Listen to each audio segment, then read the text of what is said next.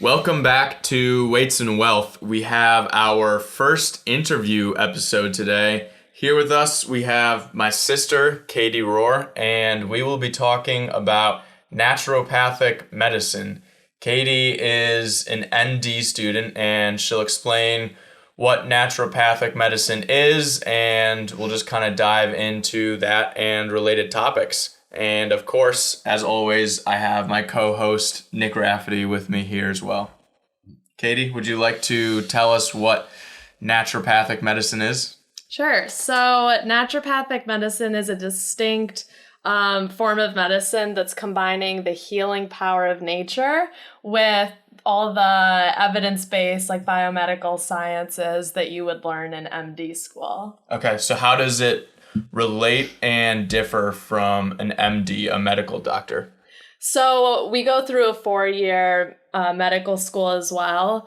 The first 2 years are spent, like I said, learning the same biomedical sciences that you would learn in an MD school. And then my last 2 years are spent learning basically different therapies than you would learn as an MD. So my classes now are focused on like herbal medicine, homeopathy, a lot of diet and nutrition. I also learn manipulations like our chiropractic students are learning as well.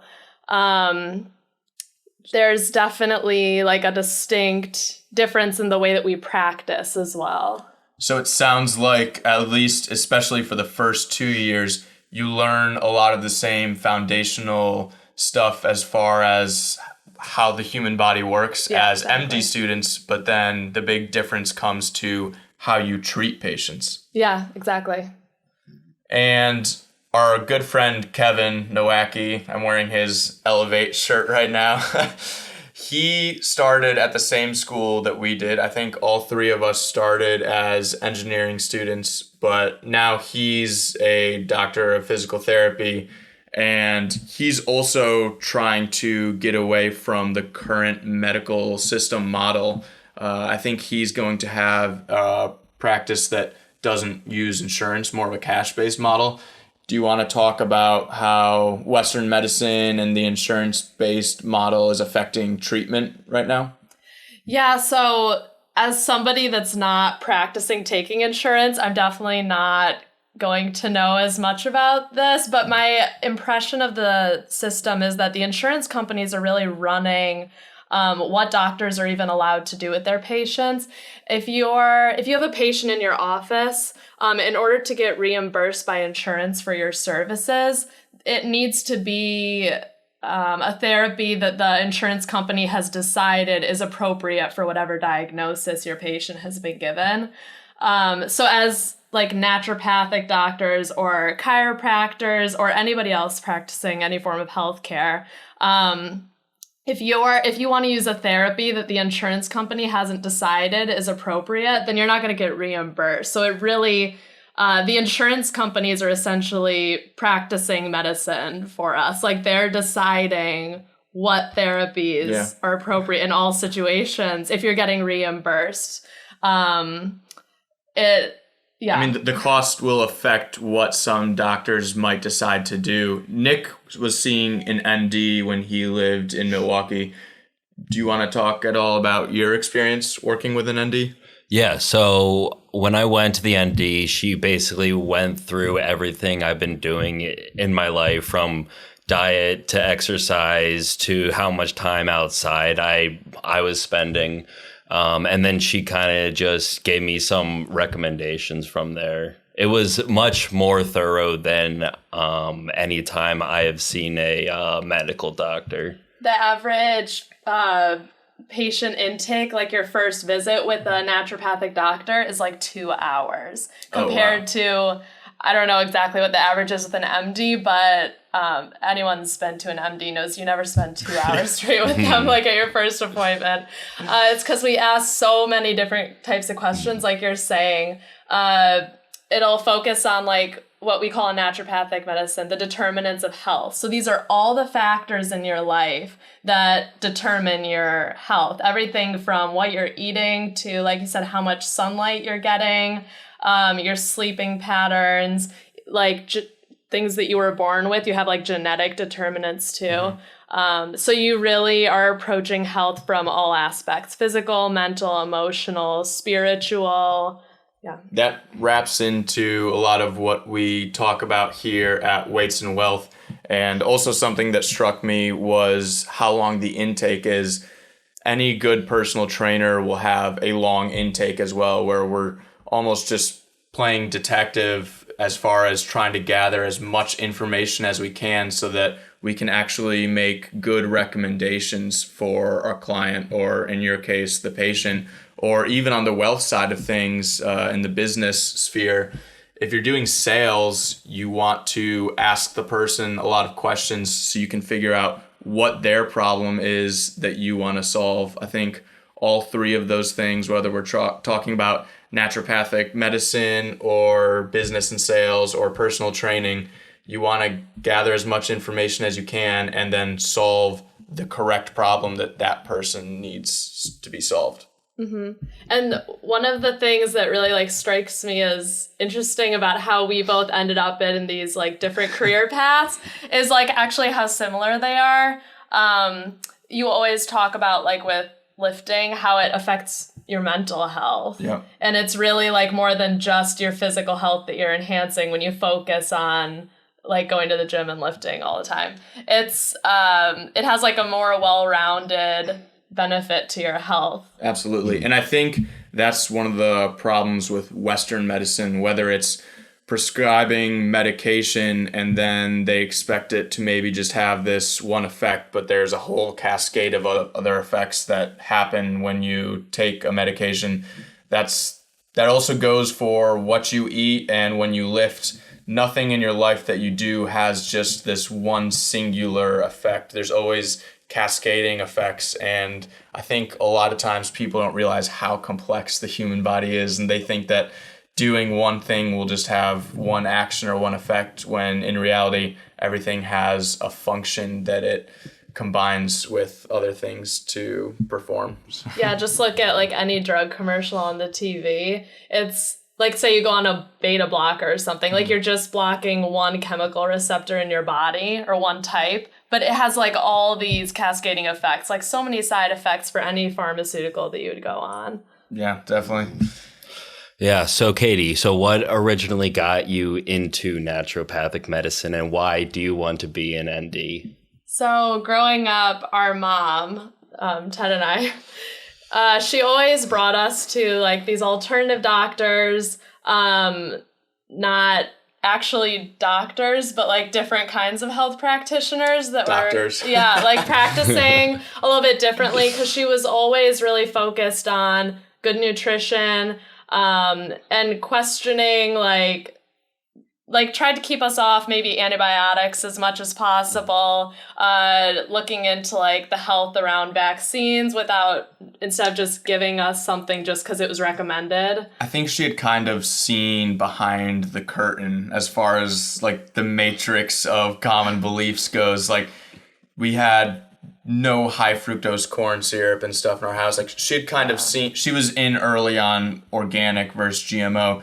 She had kind of seen that these things that everyone was told was perfectly okay were actually not positively contributing to our health. Mm-hmm. And also there's 4 of us kids in our family, but we had a couple different adverse reactions to vaccines when we were really young.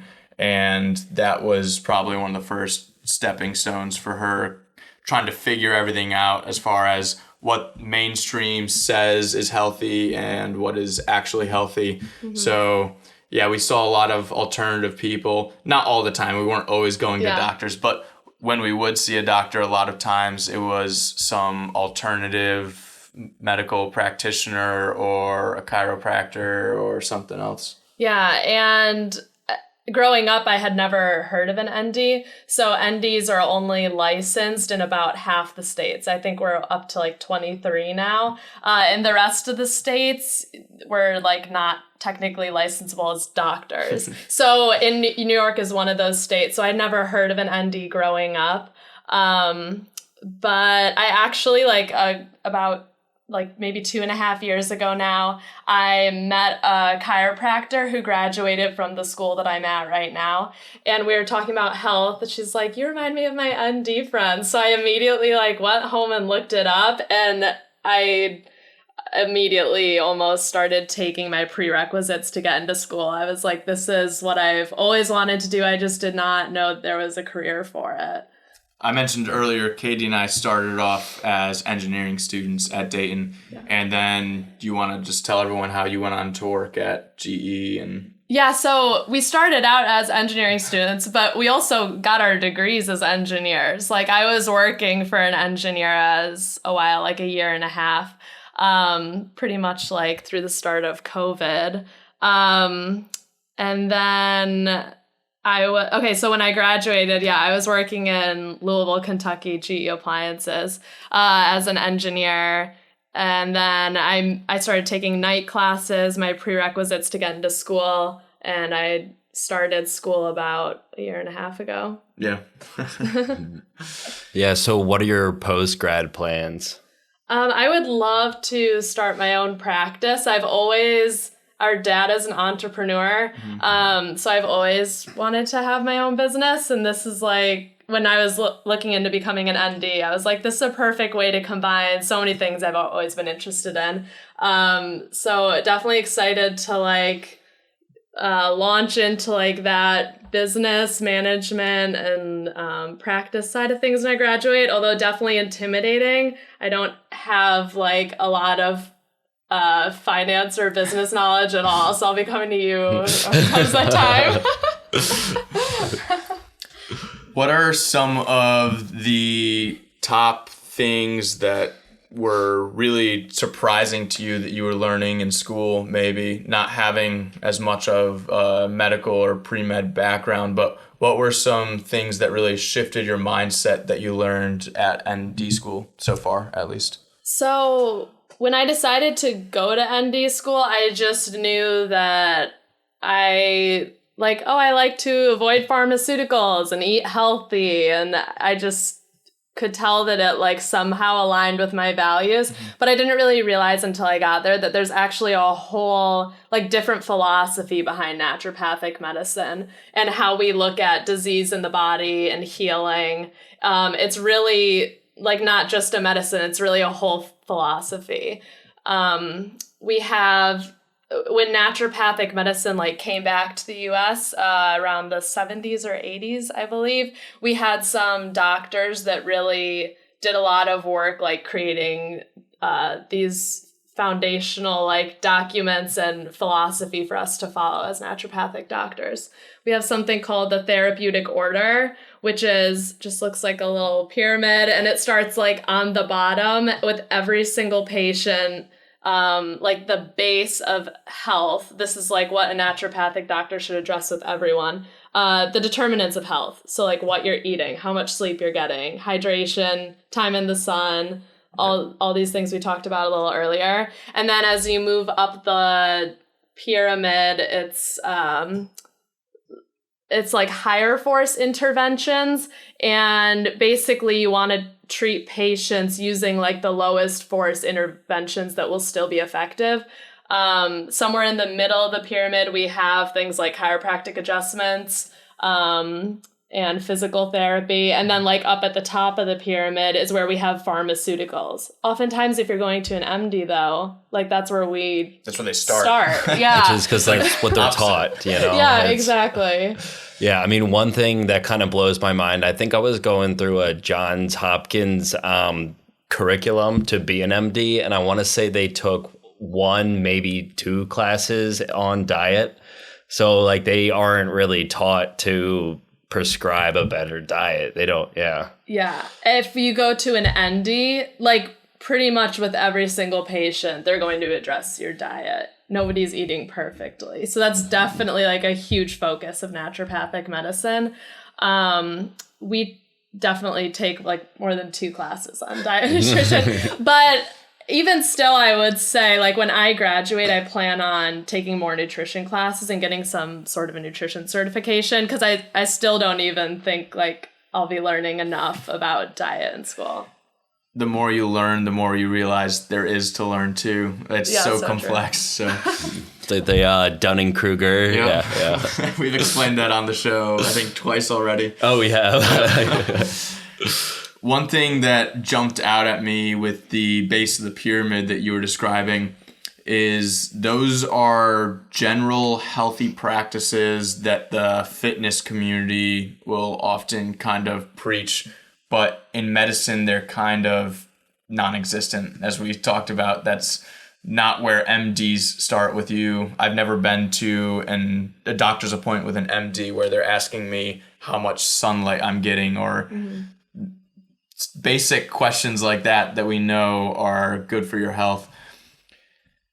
When we look at how you treat a patient, do they go over just starting with those basic steps, or do you start with the chiropractic if you know that they are already eating a healthy diet and getting 8 hours of sleep? Like, where do you start? And I'm not sure where you are in your curriculum or for patient care, but... So it's not like we're just starting at one level of our pyramid. Like, we'll often utilize multiple levels to treat a patient. So I'll say, like, your sleep habits sound great, but we could focus on this aspect of your diet, like getting some more fermented foods maybe, or I also want you to implement like this amount of exercise each week. And then the next level of the pyramid, we talk about stimulating, it's called the vis medicatrix naturae in naturopathic medicine, which is Latin for the healing power of nature.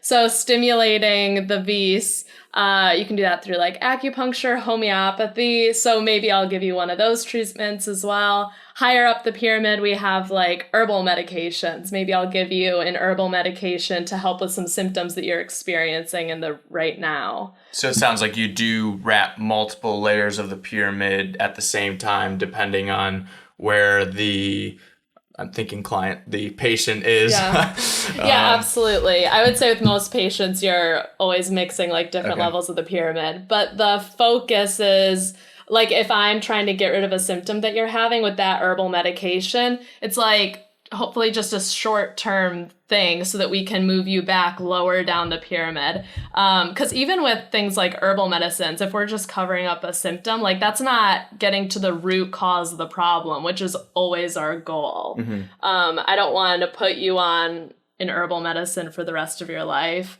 To cover up a symptom. I mean, even herbal medicines can have side effects like a pharmaceutical would. Mm-hmm. So that's another thing where like some alternative doctors, they may be really practicing more with just symptom management, like similar to an MD, but using what we would think of as like healthier substances than pharmaceuticals. The real goal of a naturopathic doctor is to not just do symptom management, but get to that root cause. Is that sort of the main difference between an ND and an MD? Is I would say looking at the root cause instead of treating the symptom? Yes, I would say so, for sure. And then along that same line, can you explain to people maybe the differences? Because I think a lot of people haven't really been exposed to naturopathic medicine before, but maybe they've heard of Chinese medicine or Arryuvetic medicine. Can you explain maybe the differences between those and naturopathic practice? Yeah, that's a big question. So in naturopathic medicine, we borrow a lot from earlier forms of medicine that have come before us. Like a lot of our medicine is based on traditional European naturopathy, things like hydrotherapy, like came out of Germany. But we also definitely draw on concepts like from Arryuvetic, which is traditional Indian medicine, and Chinese medicine. Let's see. I would say a lot of, like with Chinese medicine specifically, acupuncture, we look at that as like an energetic approach to healing the body. So that's like our layer 2 of the pyramid. Although it can absolutely be used for like symptom relief as well. Acupuncture is really helpful in like pain management. Let's see.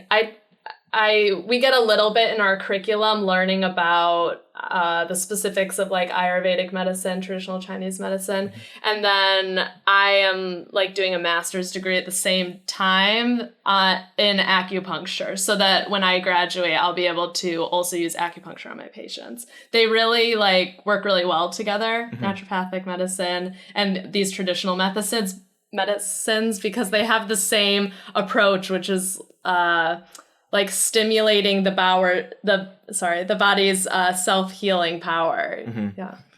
Yeah, I mean, the body definitely has self-healing powers, and just with that base of the pyramid that we were talking about earlier, stuff like your diet can have a drastic effect on healing. If you look at studies with burn victims and protein intake, the difference in their healing is dramatic. So yeah, absolutely. Things that maybe MD might not go into with the patient, something as simple as your protein intake when you're trying to heal can have a huge impact on your recovery. I want to be clear that we're not like demonizing MDs or anything. Well, it's just different. You and I had this conversation the other day. If I need surgery, I'm grateful Western medicine is here. That's something it's very good at. I'm going to go to a MD, a surgeon, and get the proper care for that. It's just about selecting maybe a different form of care for a different problem that you're having. Definitely. And what MDs are really great at, like what I'm really thankful that they're here for, is like emergency medicine and like really serious problems like surgery, like you mentioned. You talked earlier about how like an MD's never asked you about sunlight. It's not that they're not learning the same things that I learned in my first couple years of school, that like sunlight affects your circadian rhythm and like that obviously affects your sleep. Like everybody knows that. It's just, I think in Western conventional medicine, MDs just like are skipping up the pyramid a lot. Like they're just like, well, getting more sunlight, it's probably not going to be that powerful in it fixing your sleep schedule. So they'll go for something like more powerful right away. But really, if it's like gonna fix your sleep schedule with an immediate fix, like it's also going to be having a lot of side effects. And like I said, we're not getting the root cause.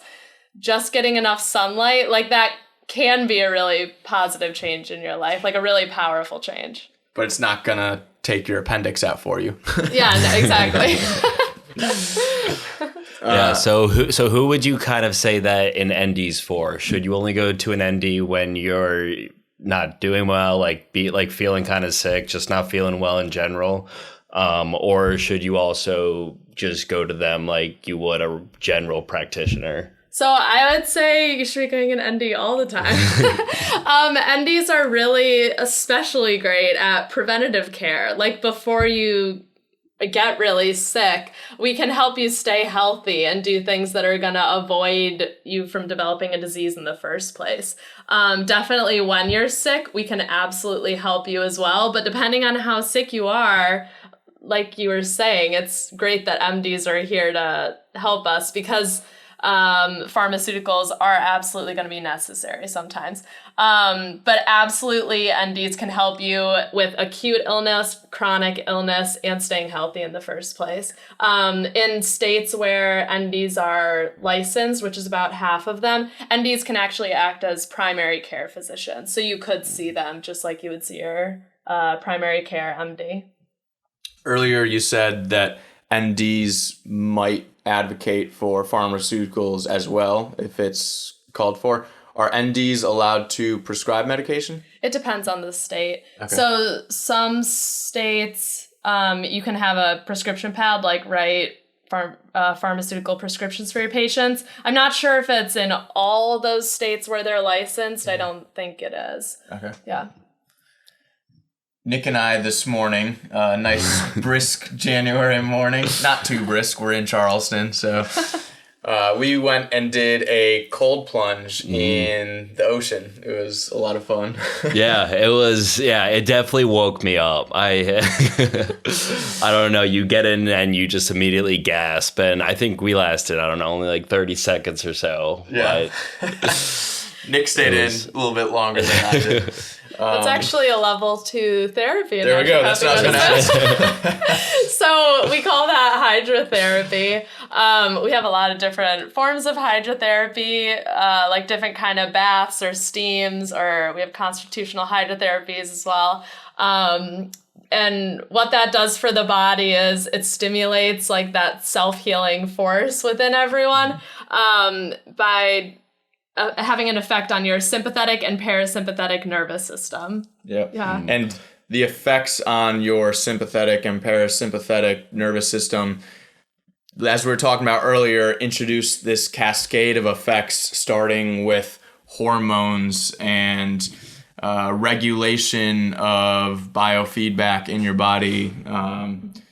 Saunas are often talked about a lot, and I wish I could remember the statistic right now, but going to a sauna 3 times a week, I think decreases your risk of cardiovascular disease by around 80%. In post-production, I'll get the actual stat and put it right here.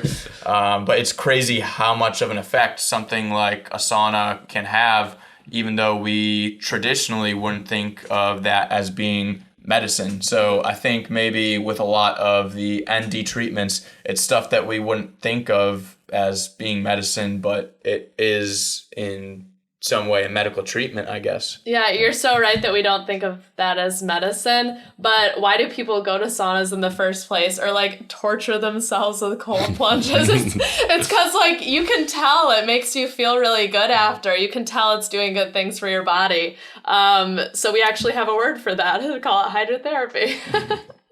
Well, yeah, I think as far as the sauna goes, it elevates your heart rate a lot. Like I've taken my heart rate in the middle of a sauna session, and it's usually like 110, 120 or so. Mm-hmm. So it's almost like getting a mini workout. Yeah.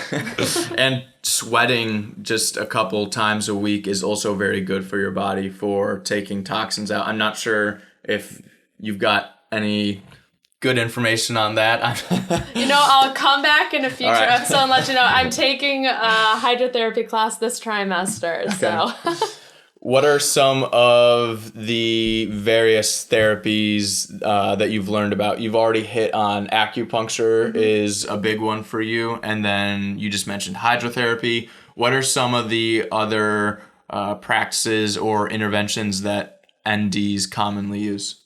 Herbal medicine is a big one. I take a lot of classes in that. Homeopathy as well. Diet and nutrition I mentioned. I've taken several like physical medicine classes. For a lot of those, I take them right alongside the chiropractic students that are at my school. So learning different like manipulations. Definitely blanking on a couple things right now. I mentioned we study like traditional world medicines a bit as well too. Can you explain what homeopathy is for people who might not know? Sure. So if you've ever seen like these little blue vials at the store with all these like white little pellets in them, that's a homeopathic remedy. So homeopathy, the word broken down literally means like homeo means similar and pathy is like disease. So the treatment is similar to the disease. Basically, homeopathic remedies are found by, I'm going to start over a little bit explaining that. So in like around 1800, over in Germany again, Dr. Hahnemann was experimenting with like treating disease with really, really, really small doses of like natural things. So like plant or animal or mineral substances. And what he would do is give this medicine to a healthy person, see what symptoms it caused in them. And then he says that these symptoms that it caused in that healthy person are the same symptoms that it could treat in a sick person. Did I explain that well? Yeah, that makes sense as far as, I mean, the same line of thinking with an MD with a vaccine. You're giving that person a little bit of this thing that normally wouldn't be good for them to make them better. Yeah, it's a good way to think of it. Similar, I guess. Yeah. But So homeopathy is that's like the background about like the philosophy behind it. But really it's these little tablets that are made from heavily diluting that medicinal substance, whether it's from plant, animal, mineral. You heavily dilute it until there's really, and then you take like a very small dose of it, you shake it up, which is basically like spreading that like the vibrational material of it throughout the medicine, and then you take a really small dose of it. So by the time you're taking the medicine,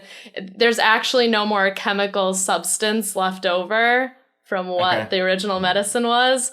But it has like a vibration to it or something that allows the body to heal still. It's very fascinating, and there's a lot of research on it. I know I'm doing a pretty poor job explaining it. No, I mean, it's making sense to me. I haven't heard of homeopathy before, and it's making a lot of sense. Okay, good.